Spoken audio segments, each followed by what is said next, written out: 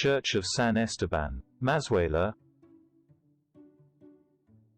It is a grandiose monument in its dimensions and in its fabric, which far exceeds what can be humanly expected from a community that was neither numerous nor patented. It has the air of a collegiate church, as is common in many towns in this region. Its 500 square meters of floor plan arouse the admiration of visitors, who wonder how it is possible for such a small villa to make such a large house of God. The first elements date from the 14th century, it was completed in the 15th and it was enlarged in the 18th. Outside, its superb belfry stands out, a triangular wall on which the bells rest, visible through the openings or windows. The two portals were built in 1810. The main one is neoclassical in style with columns, a pediment, a top for vases and a molded oculus. The other entrance, facing south, is simple and topped by a cross. Inside, we find a Renaissance temple, with late Gothic parts.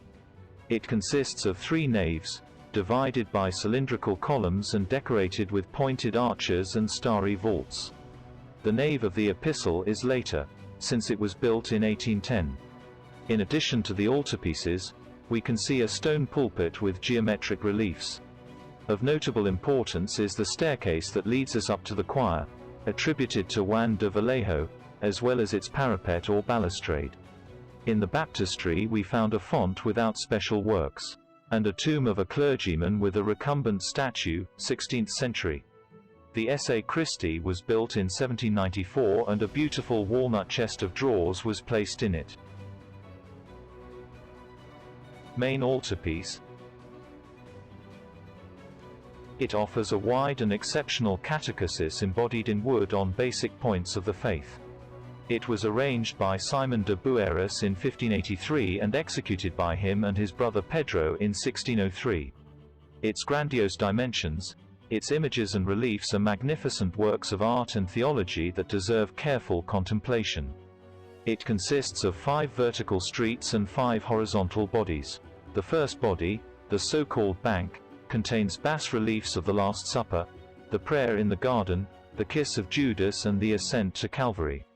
In the second body we can see the 4 evangelists and the 4 fathers of the Church, Jerome, Ambrose, Augustine and Gregory. In the center of these 2 bodies are embedded the monstrance and the tabernacle, on whose door the resurrection is represented. Likewise, these bodies are enriched by 10 small carvings of apostles. The third body houses the grandiose carving of the title holder, Saint Stephen, at the time of his martyrdom and, on each side, 2 large reliefs with scenes from his life. At the ends, San Lorenzo and San Francisco de Assis. The next body is dedicated to Maria. In the central niche appears the mystery of the Assumption and on each of its sides, 2 facts of her life, her birth and her dormancy. At the extremes, San Sebastian and San Roque.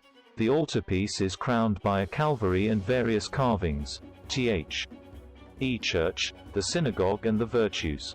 In the attic appears an image of God the Father with the globe of the world in an attitude of blessing. The shell of the presbyteral vault contains a painting on the Last Judgment. Other altarpieces. This monumental temple preserves another 8 valuable altarpieces from different periods and styles. That of the Immaculate Conception is the richest in carvings and reliefs, in a plateresque style made by Diego Guillen in 1552 and gilded in 1792. The Holy Christ is a Calvary from the 16th century inside a polylobed Renaissance niche, topped by an image of the seated Eternal Father. Those of San Jose and Rosario are twins, attached to 2 columns and dated in 1760. In the one of the Virgin del Carmen -1780 St. Lucia from the 15th century is preserved. They also have the same resemblance between them those of San Anton and San Isidro, from the 18th century. The most valuable in them are the carvings of the auction. In one Saint Sebastian and in another a tender image of Saint Anne with the Virgin and Child on her knees. The church also has 2 canvases. On the altar, that of the Souls, from 1760, and an Immaculate Conception found in the Esse Christi. Goldsmith highlights a great and valued processional cross embossed and chiseled in silver, with medallions and fine works by Pedro Vivanco.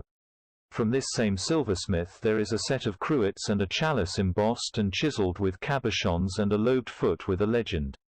The goldsmith collection is completed by a monstrance also embossed, temple type, by Francisco Soria, with a Gothic knot and a polygonal base, with reliefs and additions of the sun, rays and stars.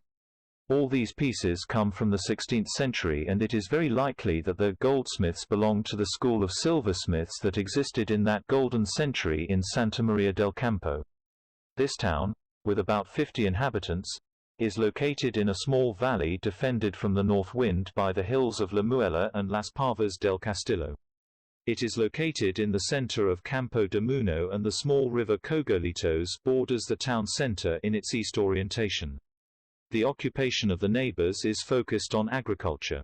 Still in the 18th century there were 7 hermitages in the town, and all of them with the corresponding brotherhood, some of which have survived to this day. Likewise, there were several arks of mercy, which were born to help those in need. The San Sebastian Hospital was another example of the hospitality of these people.